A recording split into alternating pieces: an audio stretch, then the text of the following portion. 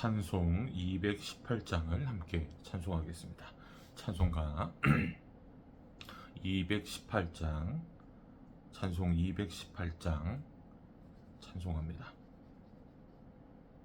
내 맘과 정성을 다하여서 주 너의 하나님을 사랑하라. 내 몸을 아끼고 사랑하듯 형제와 이웃을 사랑하라. 주께서 우리에게 명하시니 그 명령 따라서 살아가리. 널 미워 해치는 원수라도 언제나 너그럽게 사랑하라. 널 핍박하는 자 위에서도 신실한 마음으로 복을 빌라. 주께서 우리에게 명하시니 그 명령 따라서 살아가리. 나 항상 주님을 멀리하고 형제를 사랑하지 못하였다. 이러한 죄인을 사랑하사 주께서 몸 버려 죽으셨다. 속죄의 큰 사랑 받은 이 몸 내 생명 다 바쳐 충성하리. 아멘.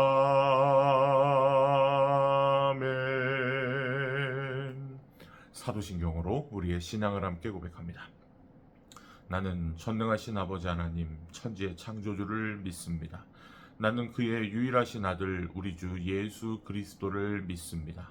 그는 성령으로 잉태되어 동정녀 마리아에게서 나시고 본디오 빌라도에게 고난을 받아 십자가에 못 박혀 죽으시고 장사된 지 사흘 만에 죽은 자 가운데서 다시 살아나셨으며 하늘에 오르시어 전능하신 아버지 하나님 우편에 앉아 계시다가 거기로부터 살아있는 자와 죽은 자를 심판하러 오십니다.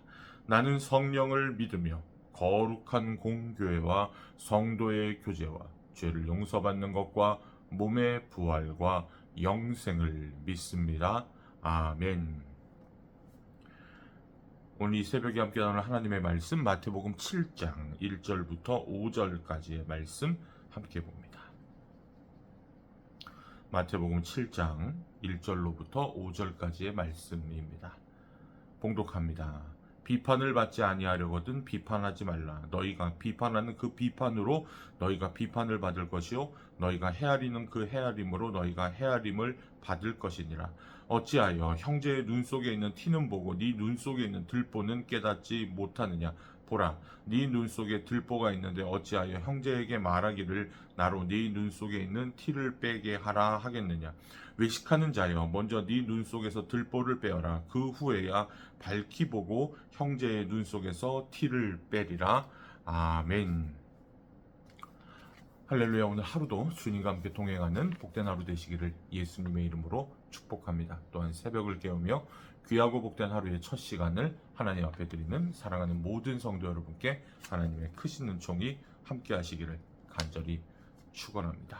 어제 예약을 잘못 걸어놔가지고 제가 20일로 날짜를 착각해가지고 제가 부랴부랴 다시 수정해서 올리고 이제 오늘 또 말씀을 함께 나눕니다. 아마 이 말씀이 나갈 때쯤이면 저는 아마 귀국하는 비행기에 있을 겁니다. 기도해 주시고 이제 하셔서 이제 일정 잘 마무리하고 이제 오늘 현지 목회자 분들 같이 만나고 오늘 사역하고 이제 돌아가도록 하겠습니다. 앞서서 이제 자족에 대한 긴 말씀이 끝나고 예수님은 자기 성찰에 대한 말씀을 우리에게 하십니다. 다른 사람의 언행을 자신의 기준으로 판단하는 것은 인간의 공통적인 본성이죠. 우리의 눈이 안이 아니라 우리는 안을 볼 수 있는 존재가 아닙니다. 바깥으로 나 있기 때문에 그 거울에 비추어 보지 않고서는 자신의 모습을 사람은 알 수가 없는 노릇입니다. 우리의 마음의 눈도 자신을 향하기보다는 항상 어떻습니까? 다른 사람을 향해 있는 경우가 더 많죠. 이 말씀은 다른 사람을 대하는 일반적인 가르침으로 해석할 수 있습니다. 우리가 다른 사람에 대해 심판자 노릇을 하면 우리도 다른 사람들에게 그렇게 당하게 된다라는 아주 진리의 말씀을 전하고 있죠. 그렇긴 하지만 여기서 예수님은 유대인들이 그 당시에 보이는 일반적인 경향을 또한 염두에 두고 이 말씀을 하셨을 겁니다. 율법을 따라 경건하게 살려는 열심은 좋지만 그런 열심이 문제는 너무 나가면 항상 그 선을 넘으면 문제거든요. 예배 잘 드리고 율법대로 살고 율법의 의를 지키는 것 전혀 나쁜 일 아닙니다. 그런데 항상 사람은 그 이상으로 가고 싶습니다. 사람들은 누구나 자기 인정의 욕구가 있죠. 내가 무엇을 하면 그것을 남들에게 인정받고 싶어 하는 욕구. 그런 것들이 여러 가지 모습들로 나타납니다. 비판을 한다든지, 비교를 한다든지, 나는 이렇게 잘하고 있는데 너는 왜 못해? 막 이런 거. 그렇죠. 그래서 그런 자기의라고 합니다. self-righteousness라고 영어로는 이야기를 하죠. 내 스스로 의롭다 여기는 것. 그 자의식에 빠지게 되면 자기의 기준으로 그 다른 사람들을 판단하고 비판하고 정죄하는 일이 아주 당연스럽게 됩니다. 그것이 율법의 열심이었던 당시에 그 바리새인들과 율법 학자들에게서 흔히 발견되는 문제였습니다.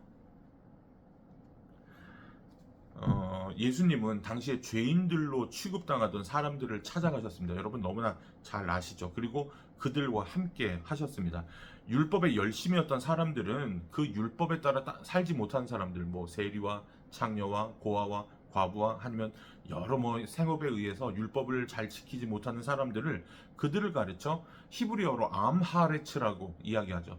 직역하자면 땅의 사람들입니다. 즉 그 말의 반대는 뭐예요? 우리는 하늘의 사람들, 천국에 속한 사람들이고 너희들은 땅의 사람들. 더 직역해서 말하면 너희는 지옥에나 빠질 인간들, 이렇게 번역할 수 있습니다. 그리고 그렇게 부르면서 그들을 멸시하고 차별했죠. 예수님은 그런 사람들에게 찾아가서 하나님의 용서와 은혜를 전하셨습니다. 오히려 그 땅의 사람들이 더 하늘을 간구하고 갈구하고 더 하늘이 필요한 사람들이었다는 것은 부인할 수가 없습니다. 그 존재에 물든 죄성 때문에 혹은 열악한 그 환경들 때문에 율법을 실천하지 못하는 것은 예수님에게 있어서 아무런 문제가 되지 않았습니다. 오히려 그들을 찾아가고 섬기고 했죠. 여러분, 그분은 심지어는 간음하여서 잡혀온 여인에게까지 용서를 전하신 우리 주님이라는 사실입니다.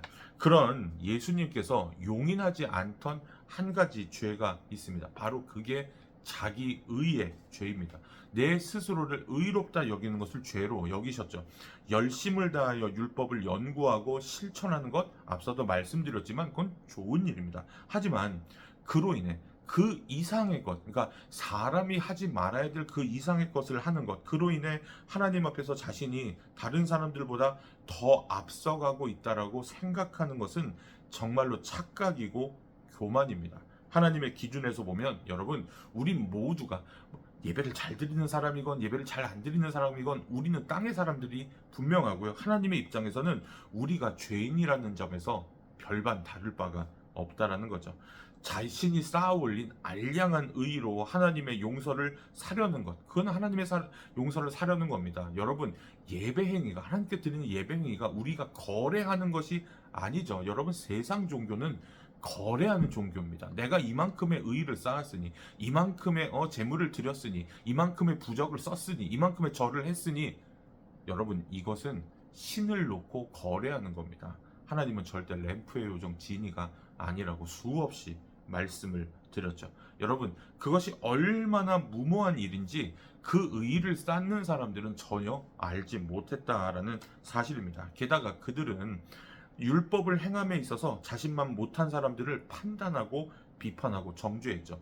율법이 향하는 의의는 이웃을 사랑하고, 먼저 주 너의 하나님을 사랑하고 내 이웃을 사랑하는 것. 여러분, 이것이 율법이 말하는 모든 선지자와 율법의 강령이다라고 예수님께서 정리를 해주신 적이 있었죠. 그렇지만 이들은 그 자신이 쌓아오는 알량한 의로 다른 사람들을 판단하고 비판하고 정죄하는 일에 서슴지 않았다라는 사실입니다. 예수님은 말씀하십니다. 너희가 판단하는 그 판단으로 너희가 판단 당할 것이며 너희가 들이대는 그 기준으로 너희도 판단 당할 것이다 라고 하는 말씀. 여기서 숨어있는 주어가 있습니다. 바로 너희가 판단하는 그 판단으로 판단을 당할 것이요. 누구에게? 하나님에게. 그렇죠. 그 숨어있는 주어는 하나님. 하나님이 그 모든 것을 지켜보시고, 우리가 흔히 하는 찬송, 옛날에 어린이 찬송 중에 너의 눈이 보는 것을 조심해, 너희 손이 하는 일이 조심해, 너희 발이 가는 길이 조심해. 여러분, 우리 옛날에 불렀던 찬송 중에 있잖아요. 눈이 보는 것, 손이 하는 것, 발이 가는 길을 조심해. 근데 그 뒤에 가사는 무서운 주님 아니에요. 위에 계신 주께서 사랑스레 보시네. 그러나 여러분, 그 자기의에 빠질지라도 하나님은 우리를 사랑스레 보십니다. 그리고 우리가 그 의를 온전한 말씀 가운데 고쳐나가고 수정해 가기를 원하시죠. 그래서 여러분, 앞에서 예수님은 우리의 큰 죄에 대하여 하나님의 용서를 받았으니 우리도 형제 자매들의 죄를 용서해 주어야 된다라고 그렇게 말씀을 하셨습니다. 우리가 형제 자매를 용서하지 않고 비정하게 대한다면 하나님께 용서를 구할 자격을 잃어버리게 되는 겁니다. 마찬가지로 우리가 형제 자매를 판단하고 정죄한다면 하나님은 우리에게도 그렇게 하실 겁니다. 우리는 이미 하나님의 엄중한 심판을 통과한 사람들이라는 사실이죠. 무제한의 죄를 무조건적으로 용서받은 사람들입니다. 따라서 우리에게는 우리가 받은 은혜를 따라 형제 자매를 대할 책임이 있다라는 사실이죠. 그래서 예수님은 하나님의 뜻을 따라 거룩하게 살려는 노력이, 그렇죠, 하나님의 뜻을 따라 거룩하게 살려는 노력 우리는 해야 됩니다. 여러분, 그거 소홀히 해서는 안 됩니다. 하지만 그 노력이 선을 넘어서 다른 사람들을 판단하고 비난하고 정죄하는 길로 미끄러지는 것을 경계하려고 합니다. 잘 가다가 미끄러지는 것, 여러분 정말로 우리가 조심해야 되는 겁니다.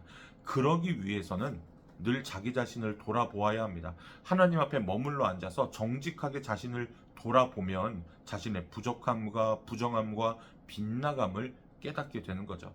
이 우리가 경건 생활에서 가장 바라봐야 될 사람은 세상이 아닙니다. 바로 나 자신이라는 사실이죠.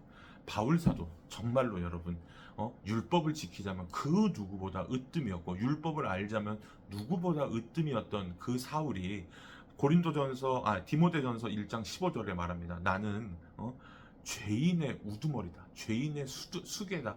이렇게 말합니다. 나는 죄인 중에 죄인이고 나는 그 죄인의 우두머리다라고 고백하게 됩니다.